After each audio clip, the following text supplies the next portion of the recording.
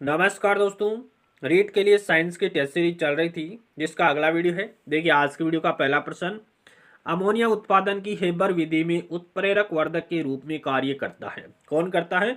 तो molybdenum ammonia उत्पादन की हेबर विधि में उत्प्रेरक वर्धक का कार्य करता है। कौन? मोलिब्डेनम। कौन सा कोशिकांग अनुपयोगी पदार्थों का संग्रह करता है?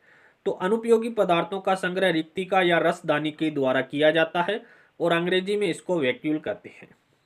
रिक्तिका के चारों ओर पाई जाने वाली झिल्ली को क्या कहते हैं? टोनोप्लास्ट कहा जाता है। काफी बार एग्जाम में पूछा जा चुका है ये प्रश्न कि रिक्तिका के चारों ओर पाई जाने वाली झिल्ली को क्या कहते हैं? टोनोप्लास्ट कहा जाता है। यदि किसी तत्व का Z बराबर 90 है तो वह तत्व कौन सा है? Z का मतलब परमाणु क्रमांक उसका 90 है। उस तत्व का नाम है थोरियम। थोरियम का परमाणु क्रमांक कितना होता है? 90 होता है। देखिए थोरियम का परमाणु क्रमांक 90 है, प्रोटेक्टियम का 91 है, यूरेनियम का 92 है, नेपच्यूनियम का 93 है, प्लूटोनियम का 94 है। ये इनके परमाणु क्रमांक है। एकोशिकीय जीव कौन कौन से हैं? अमीबा एकोशिकीय है, यूग्लिना, पेरामीशियम और क्लेमाइडोमोनास ये एकोशिकीय जीव है। अलैंगिक जनन की द्विखंडन विधि द्वारा जनन होता है तो एकोशिकीय जीवों में अलैंगिक जनन पाया जाता है और अलैंगिक जनन की द्विखंडन विधि पाई जाती है। किसमें? अमीबा, पेरामीशियम, यूग्लिना और क्लेमाइडोमोनास में अलैंगिक जनन द्विखंडन विधि के द्वारा होता है। अमीबा में द्विखंडन होता है अनियमित प्रकार का, यानी किसी भी एंगल से उसको दो भागों में काट दो, प्रत्येक टुकड़ा है वो एक नए अमीबा का निर्माण कर लेता है। पेरामीशियम में द्विखंडन होता है पार्श्वीय, कि उसको पार्श्वीय भाग से काटते हैं दो भागों में तो प्रत्येक टुकड़े से नए पेरामीशियम का निर्माण हो जाता है। और यूग्लिना में द्विखंडन होता है लंबवत, यानी उसको लंबवत काटते हैं तो प्रत्येक टुकड़ा एक नए यूग्लिना का निर्माण करता है। एक उत्तल दर्पण में सदैव प्रतिबिंब बनता है। उत्तल दर्पण में सदैव आभासी और सीधा प्रतिबिंब बनता है। उत्तल दर्पण में कैसा प्रतिबिंब बनता है? आभासी और सीधा प्रतिबिंब बनता है। ऑर्गन परमाणु में इलेक्ट्रॉन व न्यूट्रॉन की संख्या कितनी है? ऑर्गन का परमाणु क्रमांक 18 होता है तो इसमें 18 प्रोटॉन होते हैं, 18 इलेक्ट्रॉन होते हैं और न्यूट्रॉन की संख्या 22 होती है। ऑर्गन परमाणु में 18 इलेक्ट्रॉन, 18 प्रोटॉन और 22 न्यूट्रॉन होते हैं। ऑप्शन द यहाँ पर राइट हो जाएगा। कोशिका, जिसको अंग्रेजी में प्लाज्मा मेम्ब्रेन कहते हैं, के संबंध में सही कथन कौन सा है? ये पादप व जंतु दोनों में पाई जाती है। प्लाज्मा मेम्ब्रेन है वो दोनों के अंदर पाई जाती है। यह प्रोटीन व फास्फोलिपिड से निर्मित होती है, बिल्कुल सही है। चयनात्मक पारगम्य झिल्ली है, ये भी सही है। तो उपरोक्त सभी यहाँ पर करेक्ट आंसर हो जाएगा। एक ऐसा यौगिक बताइए जिसमें कार्बन की चारों संयोजकताएं एकल संयोजी परमाणु के द्वारा संतुष्ट हो, तो उसका नाम है कार्बन टेट्राक्लोराइड CCl4, जिसका रासायनिक सूत्र होता है। देखिए ये कार्बन है, इसके साथ 4 Cl जुड़े हुए हैं और चारों एकल संयोजी परमाणु से संतुष्ट है। ये कार्बन चारों एकल संयोजी परमाणु से संतुष्ट है। जीवधारियों को कम से कम 27 तत्वों की आवश्यकता होती है, जिनमें से 15 धातु है। इनमें से जो प्रभुत यानी अधिक मात्रा में आवश्यक होती है वे धातु कौन सी है? तो सबसे ज्यादा आवश्यक होती है वो पोटेशियम, सोडियम, मैग्नीशियम और कैल्शियम होती है। ऑप्शन से यहाँ पर राइट हो जाएगा कि सबसे ज्यादा मात्रा में आवश्यक तत्व कौन से हैं? पोटेशियम, सोडियम, मैग्नीशियम और कैल्शियम।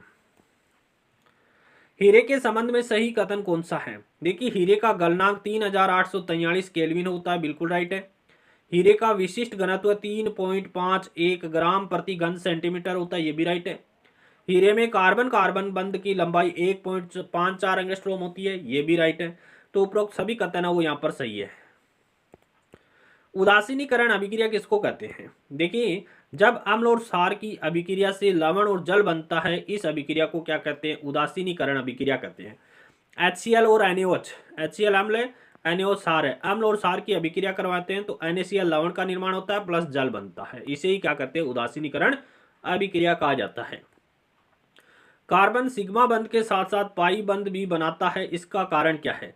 तो कार्बन है वो छोटे आकार का होता है, इस कारण से सिग्मा बंध के साथ साथ पाई बंध का निर्माण भी करता है। पूर्ण आंतरिक परावर्तन होता है। पूर्ण आंतरिक परावर्तन होता है जब प्रकाश गुजरता है, हीरे से वायु में गुजरता है तो पूर्ण आंतरिक परावर्तन की घटना होती है। कब हीरे से वायु में प्रकाश गुजरता है तो पूर्ण आंतरिक परावर्तन होता है।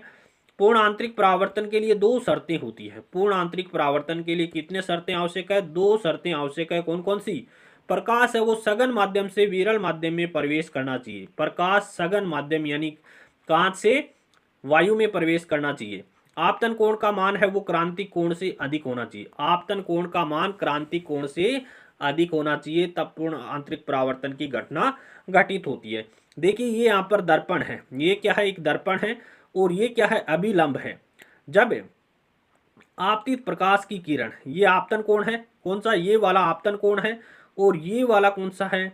ये वाला क्रांति कोण है। ये वाला क्रांति कोण है जो अभिलंब के साथ बन रहा है। ये क्रांति कोण और ये आपतन कोण। आपतन कोण बड़ा होगा, क्रांति कोण छोटा होगा, तो पूर्ण आंतरिक परावर्तन की घटना घटित होगी।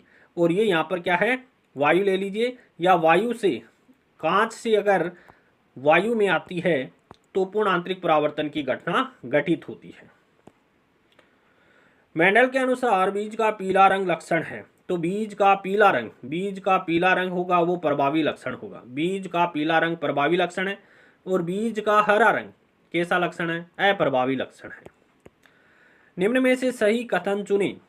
हीरे के भार को कैरेट के रूप में व्यक्त किया जाता है। बिल्कुल हीरे का भार कैरेट में व्यक्त करते हैं।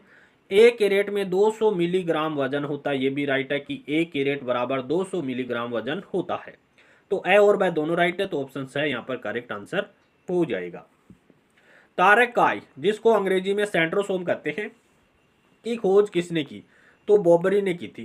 तारक काय की खोज किसने की? बॉबरी ने की थी। गोल्जी काय की खोज कैमिलो गोल्जी ने।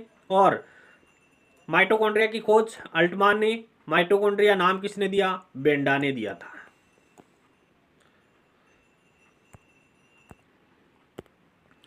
निम्न में से निश्चेतक के रूप में प्रयोग किया जाता है, तो N2O का प्रयोग किसके रूप में करते हैं? निश्चेतक के रूप में करते हैं। निश्चेतक क्या होता है? ऑपरेशन करते समय जो शून्य या बेहोशी करते हैं उसमें किसका उपयोग करते हैं? N2O का उपयोग करते हैं। N2O को नाइट्रस ऑक्साइड कहते हैं या फिर डाई नाइट्रोजन ऑक्साइड कहते हैं। N2O को लाफिंग गैस भी कहते हैं। और N2O है वो एक ग्रीन हाउस गैस भी है। N2O क्या है? एक ग्रीन हाउस गैस भी है।